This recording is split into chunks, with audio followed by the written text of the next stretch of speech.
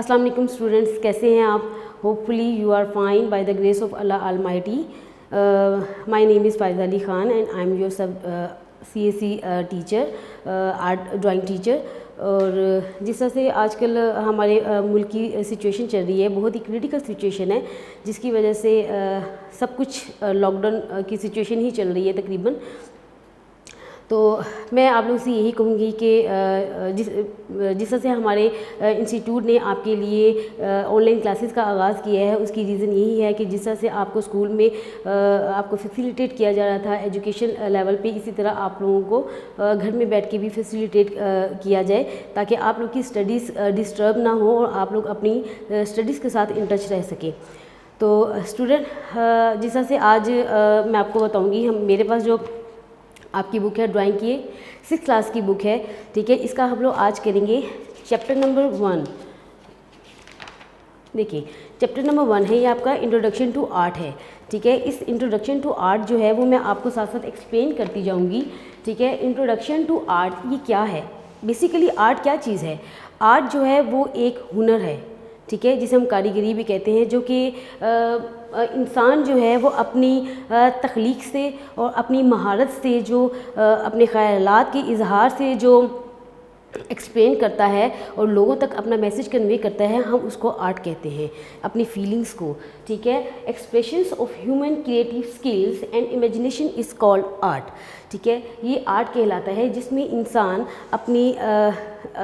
अपने जज्बात, अपने एहसासात और अपनी तख्लीक को किसी भी कैनवस के ऊपर पेंट करता है और लोगों तक अपना मैसेज कन्वे करता है। जैसे कि मैं आप लोगों को ऑलरेडी एक्सप्लेन कर चुकी हूँ कि आर्ट क्या चीज़ है। Expressions of human creative skills and imagination, ठीक है। Typically is a visual form such as sculpture और पेंटिंग। स्कल्पचर, वो आपको पता है स्कल्पचर क्या होता है, एक स्टैचू जिसे बोलते हैं, जो एक मुजस्मा साजी होती है, उसको स्कल्पचर कहते हैं, ठीक है। पेंटिंग जो होती है वो रंगों के मिलाप को, उसके इंतखाब को और इन सब कलर्स को आपस में कंबाइन करके जो हम लोग पेंटिंग बनाते हैं, उसको कलर्स के थ्रू जो हम अपने सारे ख़यालात और अपनी जो तख़य्युल है और जो अपनी क्रिएटिविटी है, उसको जब हम अपने कैनवस के ऊपर कलर्स के साथ पेंट करते हैं तो वो पेंटिंग कहलाता है, ठीक है। अच्छा स्टूडेंट्स, ये जो एलिमेंट ऑफ आर्ट है, एलिमेंट ऑफ आर्ट क्या चीज़ है, ठीक है। एलिमेंट ऑफ आर्ट जो है वो एक इन 7 एलिमेंट्स ऑफ आर्ट हैं, जिसके अंदर line, colour, shape, form, value, space और टेक्सचर है। इनके बिना किसी भी तरह से ड्राइंग कंप्लीट नहीं हो सकती, कोई भी पेंटिंग कंप्लीट नहीं हो सकती, ठीक है। एक्चुअली में ये जो एलिमेंट ऑफ आर्ट है, ये building blocks of form of art है, ठीक है। और mostly artist uses element of art and combine them in a different way to create a unique piece of work. जब कोई आर्टिस्ट इस चीज़ को, इन सारे एलिमेंट्स को अपने ड्राइंग के अंदर ऐड करता है, तो तभी कोई unique piece of art work create होता है। बिना इनके कोई भी ड्राइंग जो है वो बहुत ही बेहतर तरीके से कंप्लीट नहीं की जा सकती। जिस तरह से लाइन की अगर हम लोग बात करते हैं, फाउंडेशन ऑफ ड्राइंग, ये एक बेसिक बुनियाद है ड्राइंग की, ठीक है। जब तक कि लाइन, हम ओबियसली हम लोग लाइन ड्रॉ नहीं करेंगे तो हमारी ड्राइंग तो स्टार्ट ही नहीं होगी ना, ठीक है। जो लाइन होती है वो डिफरेंट टाइप्स की लाइन होती है। There are different types of line जो है वो डिफरेंट टाइप्स की होती हैं, ठीक है, जिसके हम लोग स्ट्रेट लाइन, ठीक है, कर्व लाइन, जिगजैग और वेवी लाइन, डॉटेड, डैश, ठीक है, and different type of line are. जिस तरह से ऑलरेडी आपकी बुक के अंदर ये मेंशन कर दिया गया है कि जो लाइंस हैं वो किस शेप की होती हैं, ठीक है। इन्हीं लाइंस के अकॉर्डिंगली हम लोग अपनी ड्राइंग्स को कंप्लीट करते हैं। इनमें से कुछ ओमिट हो जाती है, लेकिन सारी लाइंस जो हैं ये इसी पे डिपेंडेंट होती है हमारी ड्राइंग। अब जहाँ तक हम लोग बात करते हैं कलर की, ठीक है। Real element that has strong effect, ठीक है। जब किसी भी ड्राइंग के अंदर हम लोग कलर्स को ऐड कर देते हैं, कलर्स को हम लोग डाल देते हैं, तो ये जो है किसी भी स्केच के अंदर जब हम लोग कलर ऐड करते हैं तो वो ओबियसली एक स्ट्रॉन्ग इफेक्ट आता है उसके अंदर, हमारी पेंटिंग के अंदर, ठीक। जिस तरह से शेप, फॉर्म, वैल्यू, स्पेस और टेक्सचर है, area of the enclose that is 2 dimensional form. 3 dimensional form आती है, फॉर्म जो होती है वो 3 डायमेंशनल होती है। Value, lightness and darkness of the colour, space, illusion of depth on the flat surface. Texture, something feel और लुक इज कॉल्ड टेक्सचर। ठीक है, जिस तरह से देखिए, ठीक है, ये जिस तरह से एलिमेंट ऑफ आर्ट है, ठीक है, ये मैंने आप लोगों को यहाँ पे एक्सप्लेन करने के लिए मैंने ये बनाया था, किया है थोड़ा सा, ताकि आपको विजुअलाइज हो जाए।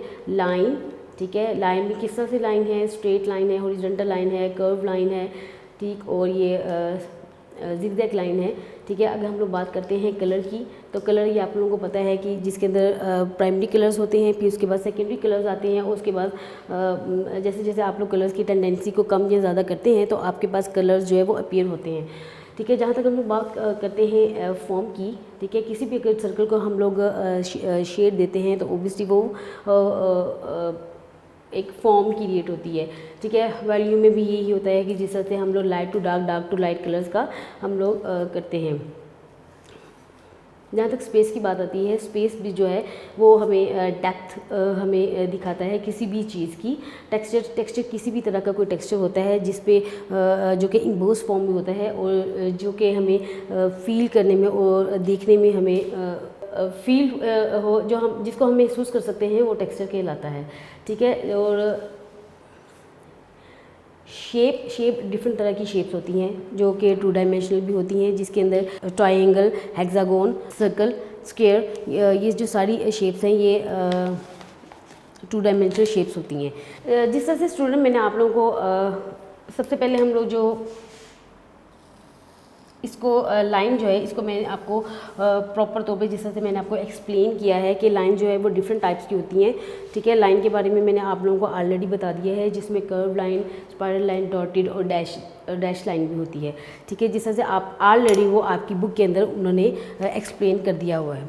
लाइन, जिस तरह से मैंने आपको लाइन के बारे में ऑलरेडी एक्सप्लेन किया है। ठीक है, लाइन के बाद आता है हमारा जो सेकेंड पॉइंट है वो शेप का है। Shape is is an area of enclosed that is 2 dimensional. Shape are flat and only have height and width. The two different categories of shape are geometric and organic. ठीक है, ये जो shape है ये 2D जिसे हम लोग बोलते हैं, 2 डायमेंशनल जिसे हम लोग 2D बोलते हैं। ठीक है, ये वो शेप होती हैं जिसके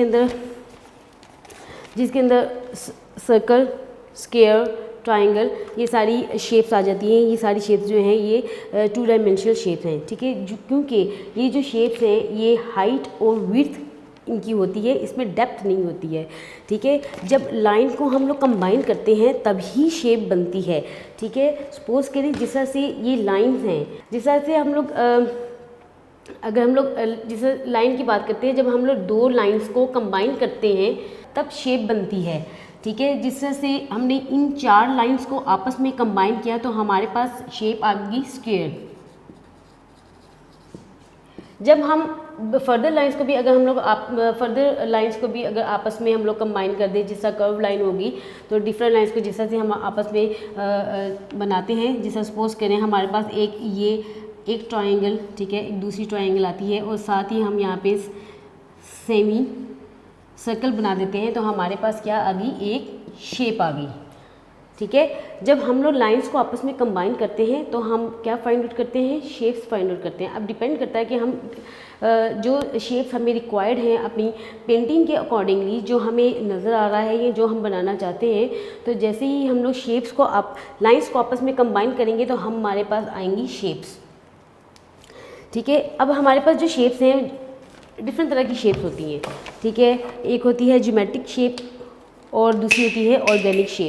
ठीक है, ज्योमेट्रिक शेप जो होती है वो मैथमेटिकल पॉइंट ऑफ व्यू से मैं अगर मैं बात करूँ तो उसके अंदर स्क्वायर, रेक्टेंगल, सर्कल और ट्रायंगल एट्सेट्रा, जो कि ऑलरेडी इसकी डेफिनेशन जो है वो आपकी बुक्स के अंदर ऑलरेडी दी जा चुकी है।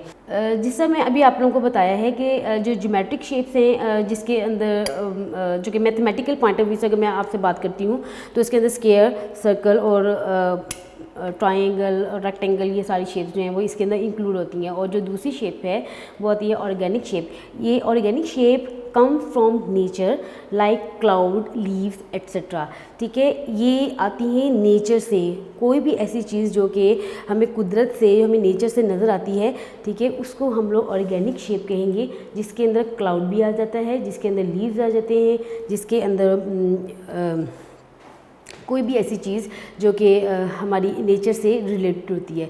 अब इसी तरह अगर हम नेचर की अकॉर्डिंगली बात करें तो जैसे हम लोग अगर समुद्र की बात करते हैं तो उसके अंदर जो लहरें आती हैं, ठीक है, वो भी कर्व फॉर्म में आती हैं, वो भी वेवी फॉर्म में आती हैं, ठीक है, जिसके और सारी ये सारी चीज़ें जो है वो भी हमें नेचर से ही मिलती हैं। तो जो भी है, जैसे क्लाउड की फॉर्म होती है, जिस तरह से अगर हम लोग बात करते हैं, ये देखें क्लाउड किस फॉर्म में आता है, ये क्लाउड इस फॉर्म में आएगा। ठीक है, अगर हम लोग लीव्स की बात करते हैं तो लीव्स जो है वो इस तरह से हमें जो चीज़ें, जो शेप्स हैं हमें नेचर के थ्रू मिलती हैं, जो हमें कुदरत के थ्रू मिलती हैं, उसको हम लोग ऑर्गेनिक शेप कहते हैं। ठीक है, जिसमें हम फ्लावर की भी बात कर सकते हैं। इसमें फ्लावर अगर हम लोग करते हैं, ये जो फ्लावर है, ठीक है, ये भी ऑर्गेनिक शेप की ही एक एग्जाम्पल है। ठीक है, अब ऐसा है कि आपको बताती हूँ कि जो आपके नोट्स हैं, ठीक है, इसके अंदर भी आप देखें, आपके जो इससे रिलेटेड आपके क्वेश्चंस हैं, जो आपकी बुक से रिलेटेड क्वेश्चन हैं, वो आपके ऑलरेडी ये यूनिक के जो नोट्स हैं इसके अंदर ऑलरेडी आपको एक्सप्लेन कर दिए गए हैं। आप लोगों ने इन क्वेश्चंस को याद करना है, अच्छे तरीके से याद करना है, चाहे आप इसके फर्स्ट 6 क्वेश्चंस जो हैं वो आप इसके इजीली याद कर लें। ठीक है, जैसे जैसे आपकी बुक के अंदर पॉइंट्स आते जाएंगे मैं उसको एक्सप्लेन करती जाऊंगी विद डायग्राम। ठीक है, अगर और दूसरी बात यह है कि आपकी इसके अंदर ऑलरेडी एमसीक्यूज़ भी हैं। ठीक है, एमसीक्यूज़ भी आप लोगों को नज़र आएंगे, तो आपने एमसीक्यूज़ भी इसके याद करने हैं और इनके शॉर्ट क्वेश्चंस भी आपने याद करने हैं। ठीक है, जहाँ तक हम लोग बात करते हैं प्रैक्टिकल वर्क की, तो आपको पता है कि हमारा जो पेपर पैटर्न है उसके अंदर हमारा 50 मार्क्स का हमारा होता है ड्राइंग का पेपर, मीन्स के हमारा प्रैक्टिकल होता है। ठीक है, जिसके अंदर हमारे जो 30 मार्क्स हमारे एमसीक्यूज़ के, 20 मार्क्स हमारे शॉर्ट क्वेश्चंस के और साथ में 50 मार्क्स की हमारी ड्राइंग होती है। जो लॉन्ग क्वेश्चन जो है वो हमारा ड्राइंग का होता है, जिसको हम लोग प्रैक्टिकल कहते हैं। ठीक है, प्रैक्टिकल के लिए जो आपकी बुक के अंदर ऑलरेडी उन्होंने क्वेश्चन मेंशन किए गए हैं। आपको क्वेश्चन नंबर 1 है, draw 4 box of 2 by 2 inches and do practice of vertical, horizontal, curved and diagonal line। ठीक है, आपने जब आप ये ब्लॉक बनाएंगे, ठीक है, आपने क्या करना है कि इन ब्लॉक को विदाउट हेल्प ऑफ स्केल आपने लाइंस ड्रॉ करनी है इन 2 by 2 इंचज़ बॉक्सेस के अंदर। ठीक है, ये चीज़ मैं आपको ऑलरेडी यहाँ पे आपको थोड़ा सा एक्सप्लेन कर देती हूँ ताकि आप लोगों को प्रॉब्लम ना हो। क्वेश्चन नंबर 2 जो है मैं आपको बाद में बताऊँगी। ठीक है, ये आपका है क्वेश्चन नंबर 1। ठीक है, ये है draw 2 by 2 inches boxes with vertical, horizontal, diagonal and curve lines. ठीक है, आपने इस के अंदर करना ये है कि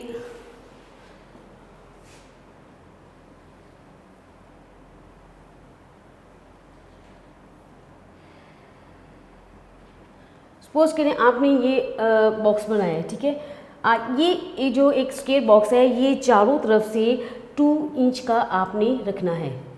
ठीक है, 2 by 2 इंच के ये आपका ये बॉक्स होगा और ऐसे ही आपने बॉक्स जो बनाने हैं वो आपने इन लाइंस के साथ बनाने हैं, जिसमें वर्टिकल, हॉरिजॉन्टल, डायगोनल लाइन आएगी और कर्व लाइन आएगी। ठीक है, हम क्या करेंगे कि इस बॉक्स को जो हमने लाइंस लगानी है विदाउट हेल्पिंग ऑफ स्केल, आपने इसके अंदर लाइंस ड्रॉ करनी है। वो किस तरह से आप करेंगे कि पेंसिल को आपने बहुत ही अच्छे तरीके से होल्ड करना है। आपने इसी तरह ये जो लाइन है आपने लगानी है, बिल्कुल स्ट्रेट लाइन लगानी है। ठीक है, ताकि आपकी जो हाथ में पेंसिल की ग्रिप है वो आपकी स्ट्रॉन्ग होगी, क्योंकि अगर आप स्केल यूज़ करेंगे तो समटाइम्स ऐसे होता है कि जब आपने ड्राइंग्स बनानी होती हैं कैनवस के ऊपर, तो हम मोस्टली ये कोशिश करते हैं कि हम उसके अंदर स्केल का इस्तेमाल कम से कम करें। ठीक है, हम लोग फ्लो में काम करते हैं, मीन्स के अपनी फ्री हैंड काम करते हैं, जिसके अंदर विदाउट एनी मेजरमेंट्स होती हैं। ठीक, लेकिन मैं आपको यहाँ पे थोड़ी बहुत मेजरमेंट्स बताऊँगी, क्योंकि आप लोगों की अभी स्टार्टिंग ये सेशन आपका ये चल रहा है, ताकि आप लोग आप लोगों को पता चलेगा कि किस तरह से हम लोग फ्री हैंड इसके अंदर काम कर सकते हैं। जितनी ज़्यादा आप अच्छी तरीके से इसकी प्रैक्टिस करेंगे कि आप स्केल के बिना इसके बॉक्सेस के अंदर जब आप लाइंस लगाएंगे तो ऑटोमेटिकली आपका जो हाथ है वो फ्लो में आएगा, तो जिसमें आप बहुत ही बेहतर तरीके से आप किसी भी तरह की अच्छी सी ड्राइंग कर सकते हैं जो कि आपको रिक्वायर्ड होगी। ठीक है, अब जिस तरह से मैंने आपको यहाँ पे बताया कि यहाँ पे आपने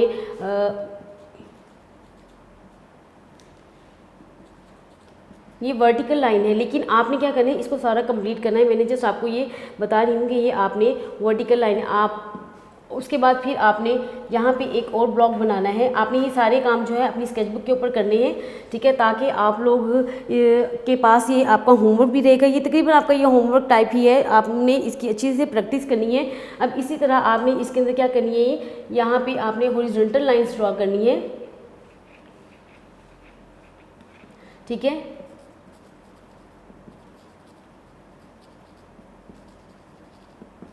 ठीक है, हॉरिजॉन्टल लाइन। और जब और इन सारे जो स्केल बॉक्सेस हैं, इन सब की जो मेजरमेंट है वो बिल्कुल सेम होगी, 2 बाय 2 इंच की आप बनाएंगे। ठीक है, इसके अंदर आपने डायगोनल लाइंस करनी है और मेक श्योर कि इसके अंदर जो डिस्टेंस है ना वो आपने कम से कम डिस्टेंस शो करना है। ठीक है, ये मैंने आपको आइडिया दिया है ताकि आप लोगों को अंदाज़ा हो कि किस तरह से आपने काम करना है।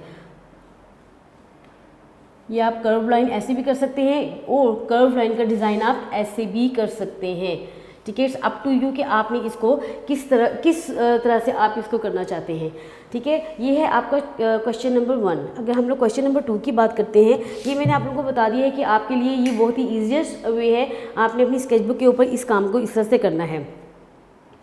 ठीक है, और मेक श्योर कि आपने सबसे पहले जब आपने क्वेश्चन को देखना है तो आपने इस चीज़ को अपने माइंड में रखना है कि आपसे क्वेश्चन क्या किया जा रहा है। मीन्स के 2 बाय 2 इंच आपने बॉक्सेस बना के इसके अंदर आपने ये सारी लाइंस लगानी है जिसके अंदर आपने स्केल का इस्तेमाल नहीं करना है।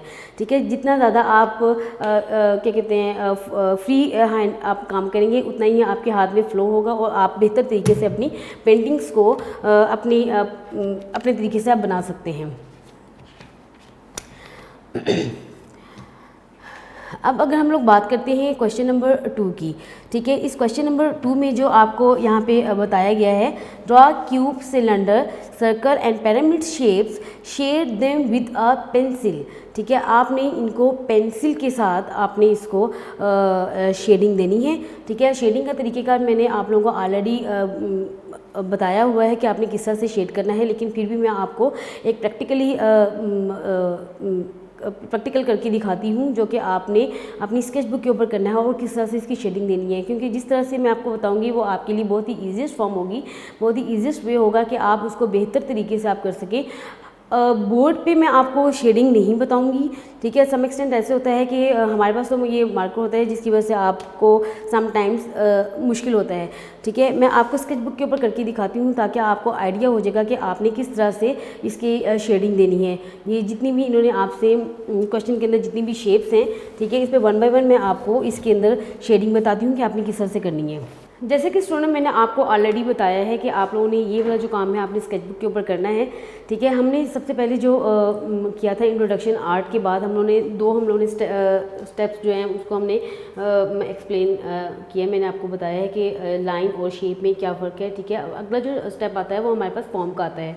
ठीक है, फॉर्म क्या होता है, 3 डायमेंशनल जिसे हम लोग बोलते हैं, जिसे हम लोग ईजीएस्ट फॉर्म में जो 3D इम्पैक्ट है मैं इसको बोलूँगी। ठीक है, 3 डायमेंशनल जो है वो फॉर्म कहलाती है। ठीक है, जब हम लोग शेप्स को हम लोग आपस में ज्वाइन करते हैं, ठीक है, और उनको शेप्स को डिफरेंट शेप्स को आपस में ज्वाइन करने के बाद जब हम उनको थोड़ा सा फॉर्म देते हैं, कोई शेड देते हैं, तो उसके बाद जो हमारे पास आउटपुट आता है वो हमारे पास फॉर्म का आता है। एक फॉर्म क्या चीज़ है, फॉर्म जो बेसिकली है इसके अंदर डेप्थ होती है। ठीक है, जो कि हमें किसी भी चीज़ का वज़न भी शो करता है और गहराई भी शो करती है कि ये कितनी वॉल्यूम रखता है ये जो ऑब्जेक्ट है हमारे पास। ठीक है, जिस तरह से यहाँ पे ऑलरेडी एक्सप्लेन कर दिया गया है। Form is three dimensional enclosed space like a shape. A form has length and width but it also has depth. ठीक है, ये डेप्थ भी रखती है. ठीक है, यानी कि ये एक प्रॉपर वेट रखती है. जब हम लोग दो शेप्स को आपस में कंबाइन कर देते हैं, सपोज करें जिस तरह से हम लोग यहाँ पे, मैं आपको यहाँ पे एक्सप्लेन करती हूँ. तो ये देखिए स्टूडेंट्स, वन स्क्वायर शेप,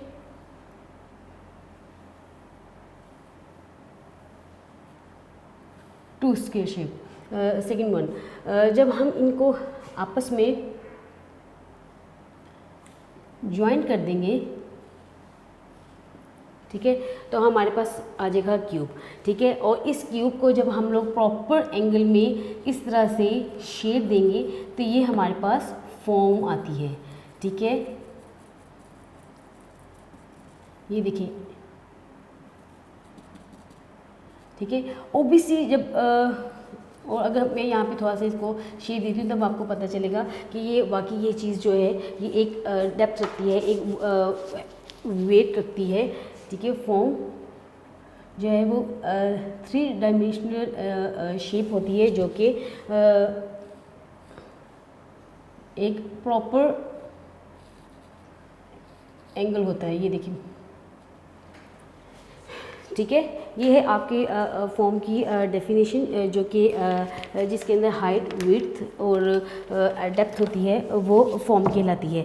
ठीक है, अब ये जो मैं आपको ऑलरेडी बता रही थी कि जो मैंने आपको स्केच बुक पे बताना है कि आप लोगों ने किस तरह से ये किसी भी ऑब्जेक्ट को शेप देने के लिए, एक वेट देने के लिए जब आप उसको शेडिंग करते हैं तो आपने शेडिंग के क्या स्टेप्स हैं और किस तरह से आपने इनको आपने अपनी स्केच बुक के ऊपर किस तरह से शेड्स देने हैं, तो वो मैं आप लोगों को अभी करके दिखाती हूँ. ये देखिए स्टूडेंट्स, ये मैंने यहाँ पे सिलेंडर शेप बनाई है जो कि 3.5 बाय 5.5 सेंटीमीटर है. इसकी जो विड्थ है वो 3.5 सेंटीमीटर और जो इसकी लेंथ है 5.5 सेंटीमीटर. ठीक है, ये जो इसकी लेंथ है ये है 5.5 सेंटीमीटर और ये जो है इसकी 3.5 सेंटीमीटर, ये जो इसकी विड्थ है. ठीक है, अब मैं आपको शेडिंग करने का तरीका बताऊंगी. आपने क्या करना है कि पेंसिल को आपने डायगोनल रखना है, बिल्कुल स्ट्रेट रखे आपने शेडिंग नहीं करनी. अगर आप स्ट्रेट रख के शेडिंग करेंगे तो ये इम्पैक्ट आएगा, हमें ये चीज़ नहीं चाहिए. हम क्या करेंगे कि पेंसिल को यहाँ से अपने थंब के साथ और अपनी फिंगर के साथ होल्ड करेंगे एक स्पेसिफिक एंगल के साथ और उसको हम लोग शेडिंग देंगे. ठीक है, आपने क्या करना है कि सबसे पहले आपने बहुत ही लाइट टोन के साथ शेड देना है.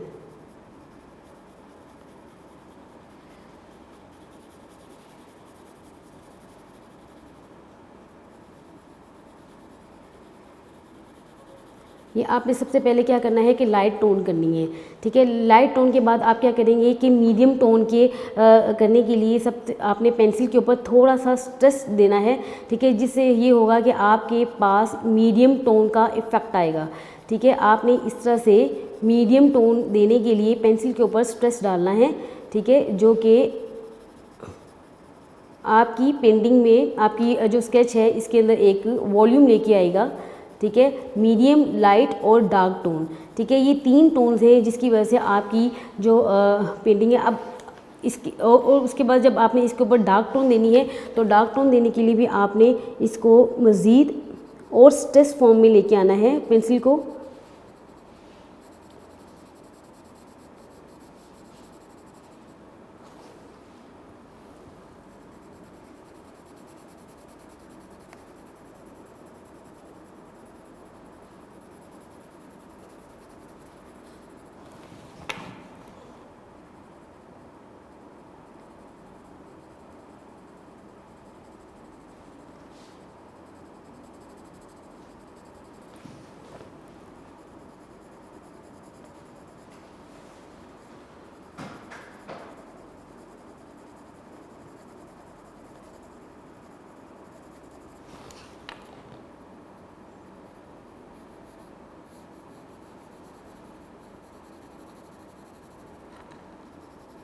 ये देखिए स्टूडेंट्स, ठीक है, क्योंकि हमारी जो लाइट है वो सोर्स ऑफ हमारा जो लाइट है वो इस साइड से है, ठीक है, जो कि हमारी लेफ़्ट साइड से लाइट आ रही है और जो ऑपोजिट साइड है वो हमारी थोड़ी डार्क टोन में होगी, ठीक है। एक तरफ से लाइट और दूसरी तरफ से डार्क, और ओबियसली जिस साइड से लाइट आती है उसके ऑपोजिट साइड पे हमारा शेडो जो होता है उस चीज़ का शेडो जाता है।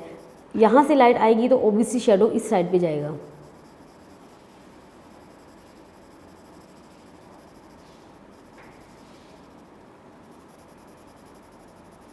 और जब कोई भी चीज़ किसी भी सरफेस के ऊपर आती है, किसी भी सरफेस पे आती है, तो ओबियसली वहाँ से उस चीज़ के दरमियान वाला पोर्शन और उस चीज़ के साथ जहाँ से वो टच हो रहा है वो वाला एरिया जो है वो कंपैरेटिवली डार्क टोन में आएगा और ग्रेजुअली आहिस्ता आहिस्ता वो मीडियम और लाइट टोन में होता चला जाएगा, ठीक है। लेकिन ये वाला एरिया हमारा थोड़ा डार्क टोन में होगा।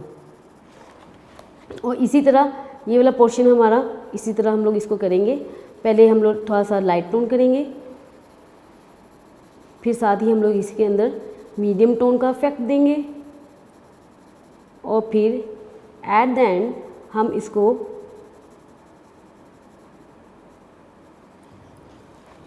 फिर आपने क्या करना है कि पेंसिल को माइनर सा होल्ड करना है, डायगोनल फॉर्म से थोड़ा सा स्ट्रेट फॉर्म की तरफ लेके आना है, ठीक है। वो पोर्शंस जो कि जहाँ पे ये कॉर्नर्स हैं, जॉइंट्स हैं, तो वो इसको हम लोग इस तरह से फॉर्म देंगे।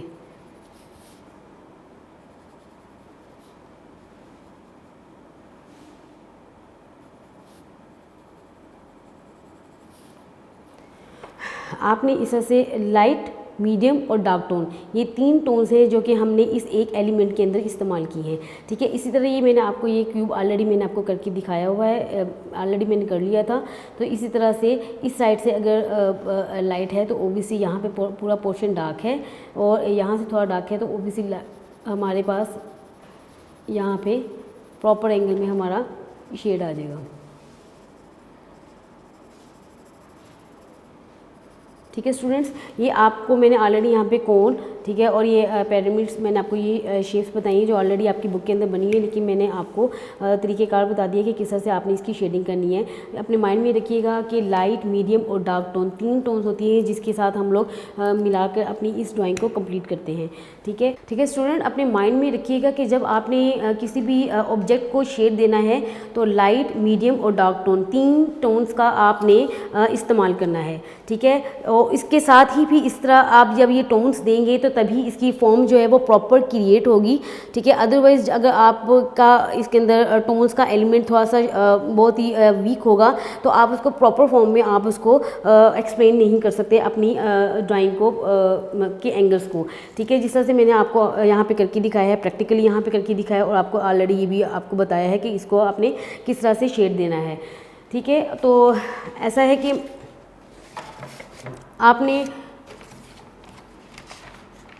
ये आपको मैंने जो अभी बताया है चैप्टर नंबर 1 का introduction to art, element of जो आर्ट थे वो लाइन, शेप और फॉर्म, कलर, वैल्यू, स्पेस और टेक्सचर था। लेकिन हम लोगों ने जो मैंने आप लोगों को एक्सप्लेन किया वो आपको 3 आपको जो मैंने एलिमेंट्स हैं वो मैंने आपको एक्सप्लेन किए हैं। लेकिन टाइम के साथ साथ जैसे जैसे हमारे लेक्चर्स आगे जाते जाएंगे मैं आपको ये बाकी भी ओवरऑल सारे जो है ना वो एक्सप्लेन करूँगी डायग्राम के साथ, और आपके साथ इसी तरह मैं आपको प्रॉपर तरीके से आपको एक्सप्लेन करूँगी ताकि आप लोगों को किसी भी तरह की कोई भी प्रॉब्लम फेस करनी नहीं पड़े। आपको ये ना हो कि आपको समझ ना आ रहा है। मैंने आपको बहुत ही क्लियर फॉर्म में बताया है कि आपने अपनी स्केचबुक के ऊपर किस तरह से काम करना है ताकि आपको अंदाज़ा हो जाए कि आपने किस किस क्वेश्चन को किस किस तरह से आपने अपनी स्केचबुक के ऊपर लेके आना है, ठीक है। अब ये है कि आपने इन 3 पॉइंट्स को आपने अच्छी तरह अपने माइंड में रखना है और इसको याद करना है। और एक और बात स्टूडेंट्स, आपने ये याद रखना है कि जैसे ही हमारा नेक्स्ट लेक्चर आएगा आपने अपने